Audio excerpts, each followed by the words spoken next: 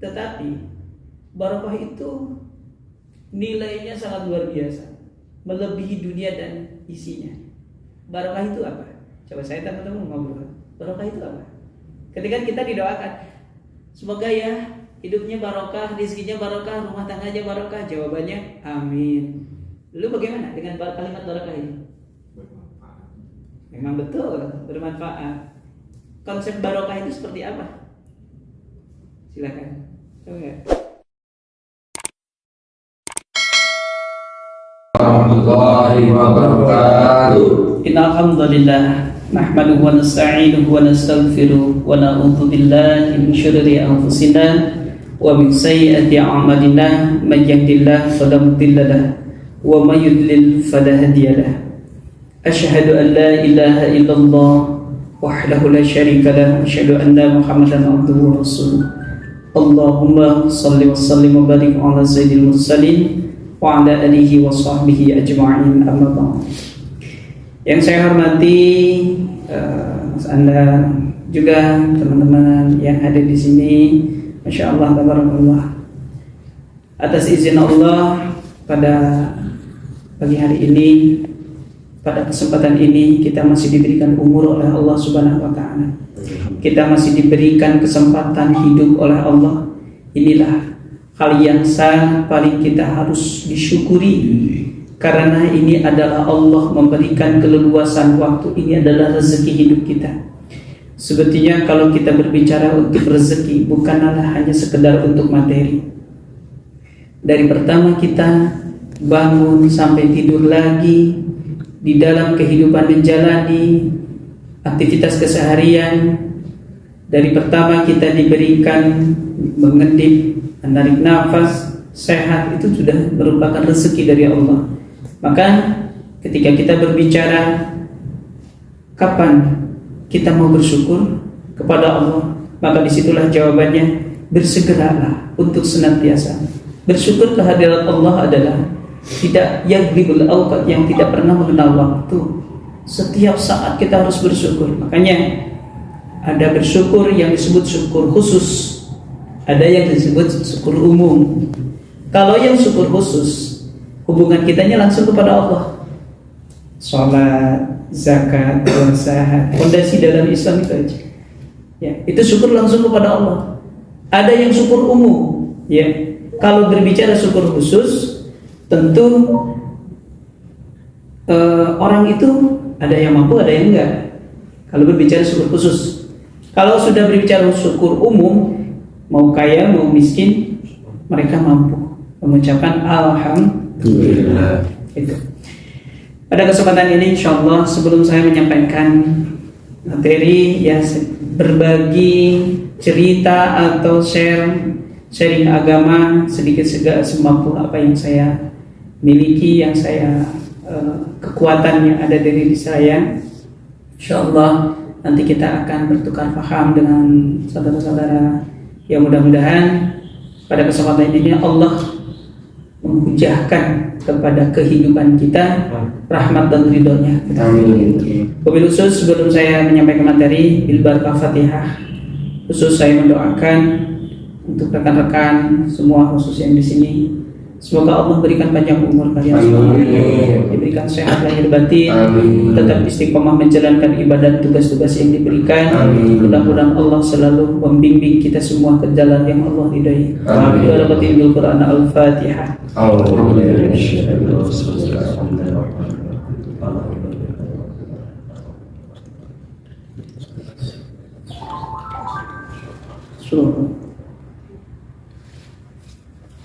Yang kedua, saya mendoakan khusus untuk tempat, ya, perusahaan ini, perusahaan yang alhamdulillah yang menghidupi kita. Syariatnya di sini, ya, ini jembatan, ya, jembatan dunia kita. Mudah-mudahan Allah, yang intinya adalah semoga perusahaan ini semakin barokah. Amin. Kita jangan sampai terkecoh mengenai tentang masalah barokah, hanya sekedar kita oh iya. Tetapi barokah itu nilainya sangat luar biasa, melebihi dunia dan isinya. Barokah itu apa? Coba saya teman-teman ngobrol. Barokah itu apa? Ketika kita didoakan, semoga ya hidupnya barokah, rezekinya barokah, rumah tangganya barokah. Jawabannya amin. Lu bagaimana dengan kalimat barokah ini? Bermanfaat. Memang betul, bermanfaat. Konsep barokah itu seperti apa? Silakan. Coba nggak? Kalau dari Mas Anda sendiri, kalimat barokah selalu didoakan untuk barokah. Jawabannya apa? Amin. Betul. Amin itu apa? Semoga Allah mengabulkan, mengijabah. Nah, apa yang diijabah itu apanya? Nah, itu ya. Oke. Kita jelaskan kembali lagi.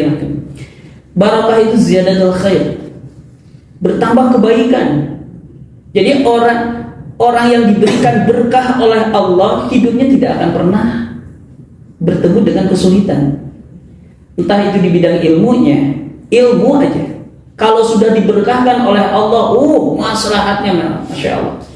Rumah tangga kalau sudah berkah, bahagia meskipun banyak kekurangan, tetapi intinya di dalam hati adalah ada Allah, hidupnya berkah, diliputi dengan ibadah, berkah, anak sukses, kerjaan, rezeki.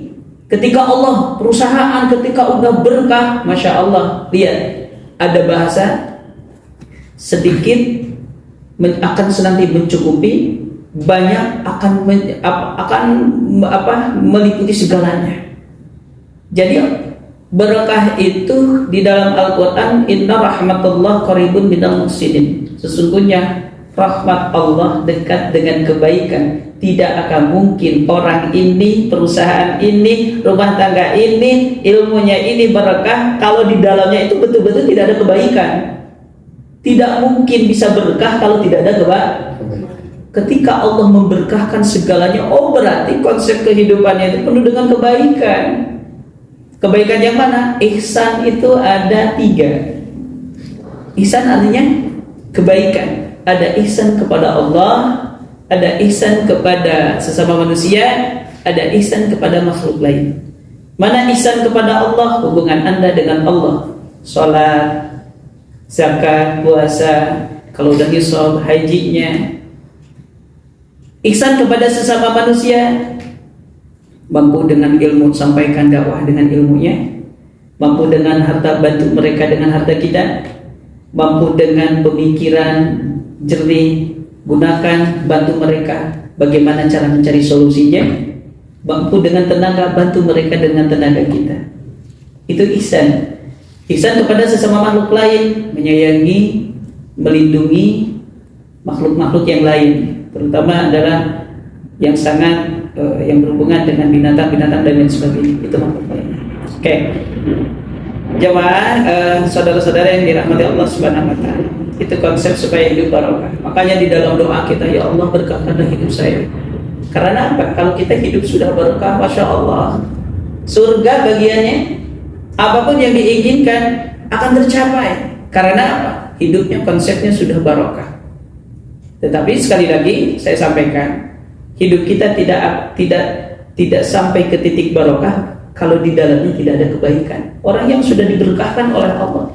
Saya kadang-kadang misalkan mungkin teman-teman bisa kadang-kadang berpikir, kenapa ya mereka itu kalau dilihat dari segala keadaannya itu biasa-biasa saja, tetapi mereka itu ya gitu ya. Saya ada jawab, kok bisa ya begitu. Tapi saya sendiri nih, uang banyak ya, tapi kenapa uang teh tiba-tiba ya udah gajian gede kemana gitunya ya gitu. Terkadang gitu ya, sekali-kali kan ada gitu. Begitu. Berarti kita ini senantiasa kurang kebaikan dalam hidup kita. Karena apa? Sebetulnya di barat gini, di dalam dompet kita ada uang 100.000, pegang semua. Mau minta mau. Di dalam uang 100.000, coba jawab, apakah masih ada rezeki orang lain? Ada. Di dalam uang segitu? Ada. Nah, itulah.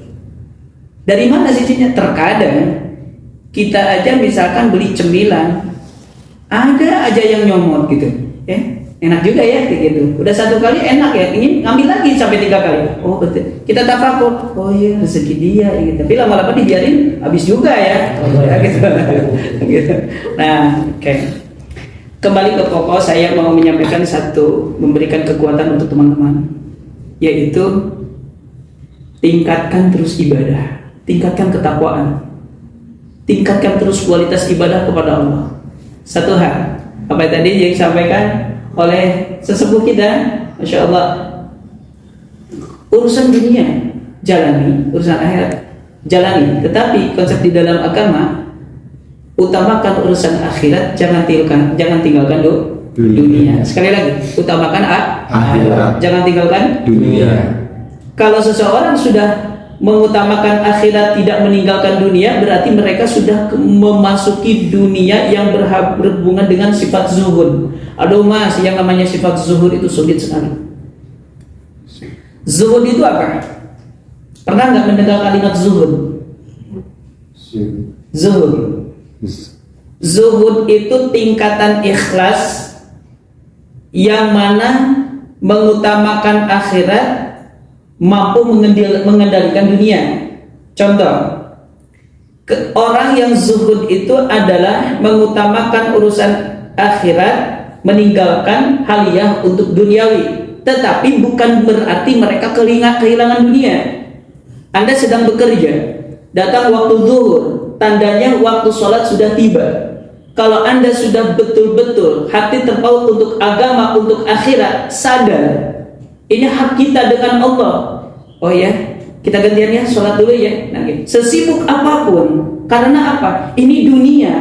Coba, zuhud itu mengalihkan urusan hati terhadap duniawi. Kalau kita terus-terusan mengurusin duniawi, kapan kita mau akhiratnya? Sedangkan dunia hanya sebatas kematian saja. Setelah itu selesai. Amal kita akan putus, amal kita akan selesai. Tetapi dengan nilai ibadah kita, amal kita akan terus manjang sampai akhirat. Ketika pada saat kita udah sampai kepada titik zuhud, alhamdulillah, tahu orang zuhud itu rahmat mau turun. Sesibuk apapun dalam kondisi saya, tapi tetap urusan akhirat saya harus utamakan. Karena apa? Punten, bukan merendahkan masalah perusahaan, bukan merendahkan masalah kinerja kita. Belum tentu kerjaan ini bisa sampai menyelamatkan saya di hadapan Allah. Atau sekali mungkin ini punten ya. Sukses itu ujian. Susah, senang, ujian. Saya mau tanya, tahu ujian dari Allah? Tahu? Ada berapa ujian dari Allah itu? ngobrol aja, tenang, jangan mas, jangan tegang ya mas. Masya Allah. So, tahu ujian dan musibah? Oke.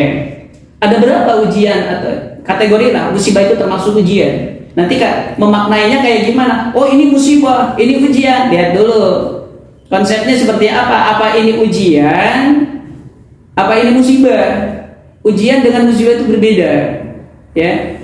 Musibah itu adalah merupakan sebuah gimana konsepnya, konsep hidupnya seperti apa? Nanti kita bahas. Coba sekali lagi. Ujian hidup itu ada berapa? Jangan menyebut banyak. Dua. Satu. Senang, susah. Nah, hebat. Ujian itu cuma dua, susah dan senang, baik dan buruk, itu aja. Ya. Ketika diberikan ujian oleh Allah, nih, untuk teman-teman, ujian yang Allah berikan itu ada dua, susah dan senang. Senang ujian, susah juga ujian. Miskin ujian, kaya juga ujian. Bisa dimaknai enggak? Ketika Allah memberikan ujian, sebetulnya ya, kaya itu bukan pilihan, miskin juga bukan pilihan, tapi ketentuan Allah. Tetapi ketika hidup kita ditentukan sampai masuk ke dalam ranah kaya, cukup, lebih, berarti kita diuji oleh Allah dengan kelebihan itu. Mampu nggak hati dan jiwa raga kita dibawa sampai ke dalam tingkat takwa dengan ujian yang hasanah itu? Dua, sayyi'ah keburukan, hasanah kebaikan. Terkadang ketika hidup kita dibawa ke ranah yang untung. Contoh, Mas siapa namanya? Prasetyo. Tio. Prasetyo, panggilannya? Tio. Tio, Masya Allah. Mas Tio, Iya Pak. ketika Mas Tio misalkan ini secara pribadi, secara manusiawi diberikan oleh Allah misalkan rezeki yang lebih, yang berlimpah, ya ATM itu ya ATM misalkan ada 5, yang satu 500 juta. Kalau ngelamun itu jangan sekali aja sedikit-sedikit, Iya, betul. palang gitu ya. Jatuh. Nah, pada saat Mas Tio diberikan kelebihan oleh Allah dari berbagai fasilitas terpenuhi, segala keinginan tercapai, bla bla bla. Coba rasakan, mampu nggak membawa jiwa raga untuk di dalam ketaatan kepada Allah? Belum tentu Pak. Belum tentu. Karena apa? Mohon maaf teman-teman. Ujian paling utama di dalam hasanah adalah kesombongan. Tidak sedikit orang yang diberikan jabatan tinggi, kelebihan dijadikan orang yang sukses, kepintaran, kecerdasan sampai meliputi bisa mengalahkan teman-teman dan lain sebagainya suksesnya. Mohon maaf, Anda diuji keimanan oleh Allah. Kenapa? Mampu enggak daya keimanan Anda itu diuji dengan hasanah? Ternyata banyak yang tidak lulus. Ya, karena apa? Tumbuh kesombongan, angkuh, takabur. Masya Allah. Makanya di situ syirkul asghar adalah syirik kecil. Syirik itu ada dua, musyrik itu ada dua. Ada musyrik kecil, ada musyrik akbar yang besar. Syirik yang kecil ada dalam hati. Contohnya apa? Riya, ingin dipuji. Pernah Mas Tio ingin dipuji? Pernah. Masya Allah.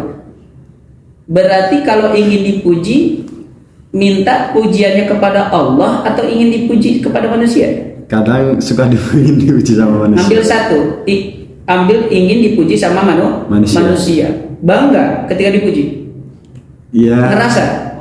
Wah, Iya dia ganteng banget gitu. Oh, Masya Allah. Oh, begitu kalau disebut ganteng, langsung hidung langsung mancung gitu. Seketika.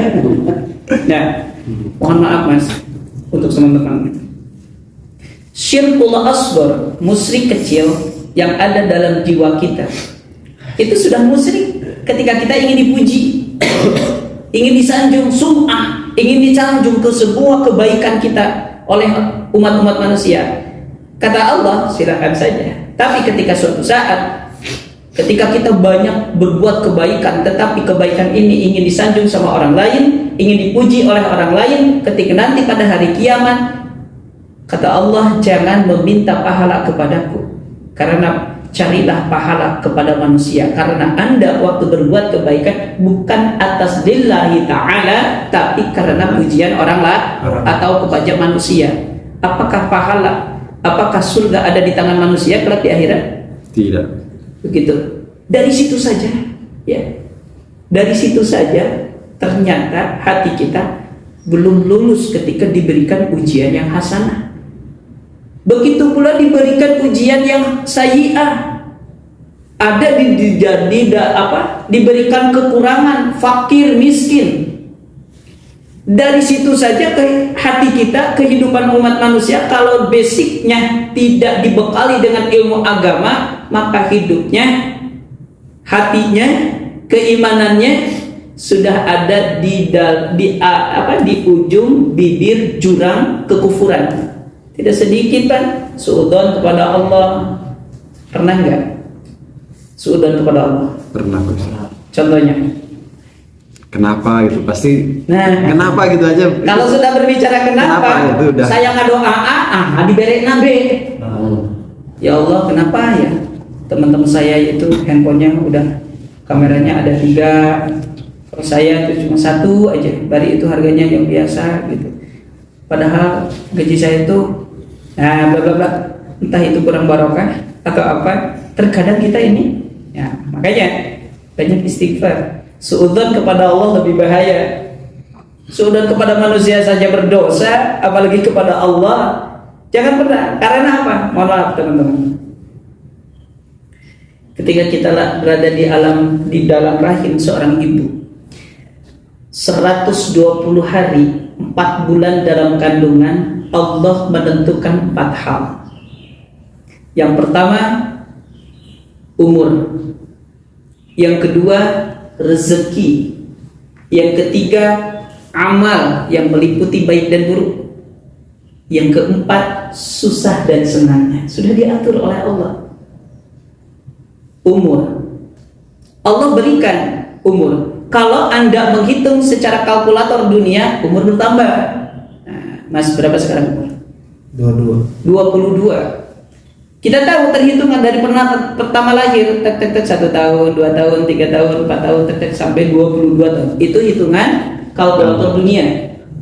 Tapi kalau misalkan kita berbicara tentang hakikat Allah, kalkulator yang hakikat Allah, umur berkurang karena sudah dibatasi oleh Allah.